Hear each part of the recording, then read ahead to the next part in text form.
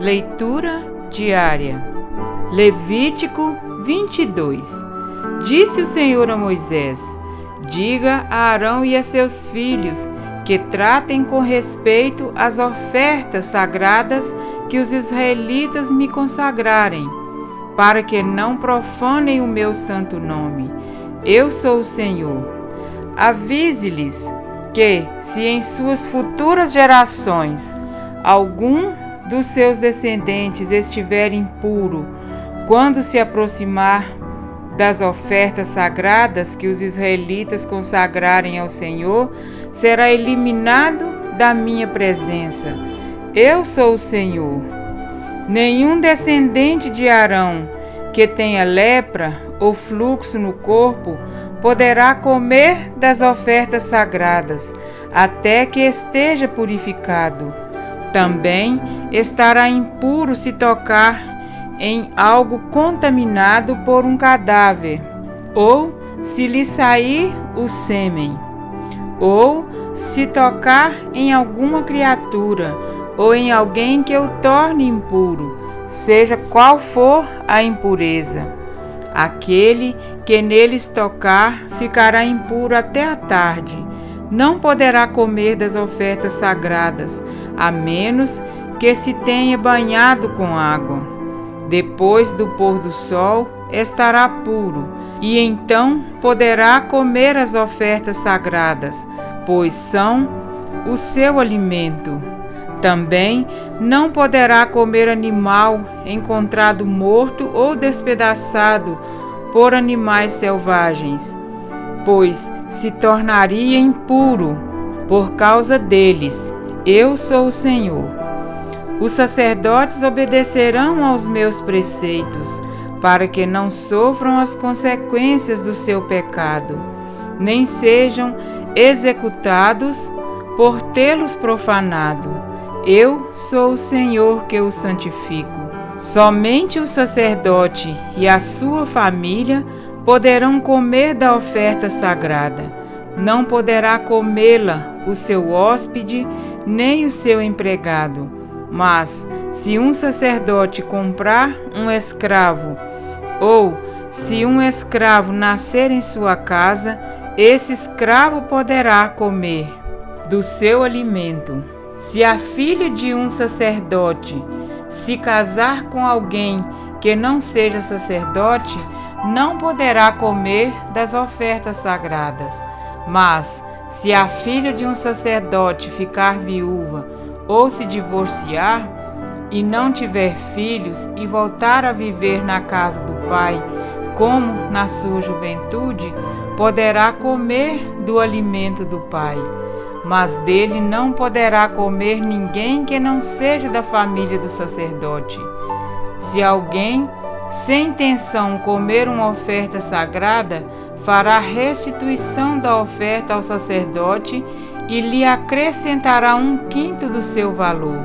Os sacerdotes não profanarão as ofertas sagradas que os israelitas apresentam ao Senhor, permitindo-lhes comê-las e trazendo assim sobre eles culpa que exige reparação.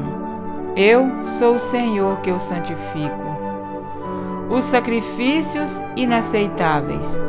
Disse o Senhor a Moisés: diga o seguinte a Arão e seus filhos e a todos os israelitas: se algum de vocês, seja israelita, seja estrangeiro, residente em Israel, apresentar uma oferta como holocausto ao Senhor, quer para cumprir voto, quer como oferta voluntária, apresentará um macho sem defeito do rebanho, isto é, um boi, um carneiro ou um bode, a fim de que seja aceito em seu favor. Não tragam nenhum animal defeituoso, porque não será aceito em favor de vocês. Quando alguém trouxer um animal do gado ou do rebanho de ovelhas como oferta de comunhão para o Senhor, em cumprimento de voto, ou como oferta voluntária para ser aceitável, o animal terá que ser sem defeito e sem mácula.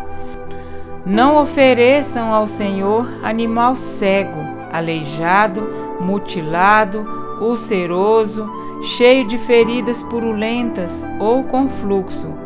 Não coloquem nenhum desses animais sobre o altar como oferta ao Senhor, preparada no fogo. Todavia, poderão apresentar como oferta voluntária um boi ou um carneiro ou um cabrito, deformados ou atrofiados, mas no caso do cumprimento de voto não serão aceitos. Não poderão oferecer ao Senhor um animal cujos testículos estejam machucados, esmagados, despedaçados ou cortados. Não façam isso em sua própria terra, nem aceitem animais como esses das mãos de um estrangeiro, para oferecê-los como alimento do seu Deus. Não serão aceitos em favor de vocês, pois são deformados e apresentam defeitos. Disse ainda o Senhor a Moisés: quando nascer um bezerro, um cordeiro ou um cabrito, ficará 7 dias com sua mãe. Do 8º dia em diante, será aceito como oferta ao Senhor preparada no fogo. Não matem uma vaca ou uma ovelha ou uma cabra e sua cria no mesmo dia. Quando vocês oferecerem um sacrifício de gratidão ao Senhor, ofereçam-no de maneira que seja aceito em favor de vocês. Será comido naquele mesmo dia. Não deixem nada até a manhã seguinte. Eu sou o Senhor. Obedeçam aos meus mandamentos e coloquem-nos em prática. Eu sou o Senhor. Não profanem o meu santo nome. Eu serei reconhecido como santo pelos israelitas. Eu sou o Senhor. Eu os santifico. Eu os tirei do Egito para ser o Deus de vocês. Eu sou o Senhor. Amém? Para refletir. Lidar com as coisas sagradas era uma questão de prioridade no santuário. Tudo ali apontava para a santidade de Deus e a necessidade do homem em ser por ele santificado. A obrigação dos sacerdotes consistia em transmitir ao povo a vontade de Deus, ensinando-lhes a fazer diferença entre o santo e o profano. Os sacrifícios realizados no pátio do tabernáculo e as ofertas de manjares eram considerados coisas sagradas, portanto, não poderiam ser consumidos de qualquer forma, e nem por qualquer um. A ordem era clara: não profanarão as coisas sagradas que os filhos de Israel oferecem ao Senhor. Pontualmente, Deus escreveu a Israel o passo a passo da verdadeira adoração. Havia todo um cuidado de Deus para que os seus filhos não profanassem as coisas sagradas, e nem o seu santo nome lidando com o sagrado de forma comum. Aquele que criou o homem para a sua glória, Isaías 43:7, não poderia exigir-lhe menos do que poderia oferecer. Ofertas de animais com defeito eram inaceitáveis. Como uma representação de Cristo, o perfeito Cordeiro, cada animal deveria ser cuidadosamente selecionado para compor o cenário de adoração. Ainda nos resta hoje uma oferta a ser feita. Um sacrifício nos é exigido. Rogo-vos, pois, irmãos, pelas misericórdias de Deus, que apresenteis o vosso corpo por sacrifício vivo, santo e agradável a Deus, que é o vosso culto racional. Romanos 12:1. Muito mais do que exigir santidade, Deus nos confere santidade. Só Ele é santo, portanto, só Ele pode nos santificar.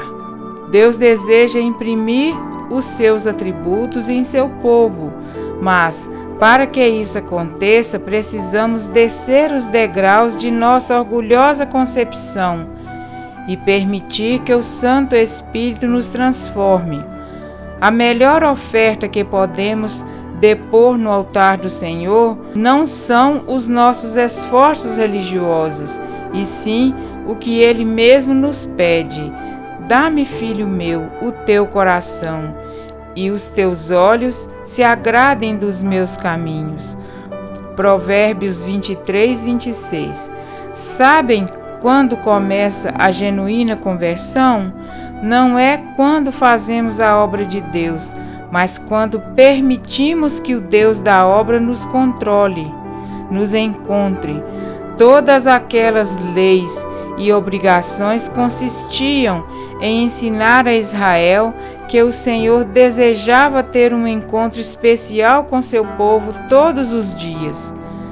Quando um pecador se dirigia ao templo com uma oferta segundo os seus próprios critérios e o coração endurecido para ouvir a voz de Deus, estava a replicar a ofensiva oferta de Caim. Foi pela fé que Abel ofereceu a Deus mais excelente sacrifício do que Caim, pelo qual obteve testemunho de ser justo, tendo a aprovação de Deus quanto às suas ofertas. Hebreus 11, 4. Abel depositou o seu coração naquela oferta e foi selado para a eternidade. Caim, porém, ofereceu do que achava ser o melhor, duvidando da provisão de Deus e recebendo o sinal de eterna maldição. A diferença entre a verdadeira adoração de Abel e a falsa adoração de Caim tem sido vista no decorrer da história deste mundo e permanecerá até que Cristo volte e ponha as ovelhas à sua direita, mas os cabritos à esquerda. Mateus 25, 33.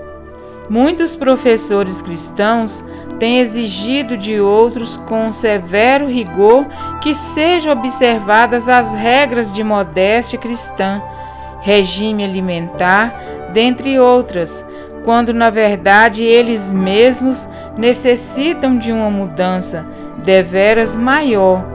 Não podemos exigir reforma se não há reavivamento. Reforma sem reavivamento é hipocrisia, e reavivamento sem reforma é inconcebível. Ambos estão ligados pelo elo Espírito Santo na obra de preparar o derradeiro povo do advento. E naquele dia haverá um sacrifício aceitável a Deus, o que é limpo de mãos e puro de coração. Salmo 24, 4. A entrega incompleta do eu aos cuidados do Senhor desvia o nosso foco do Criador para as criaturas.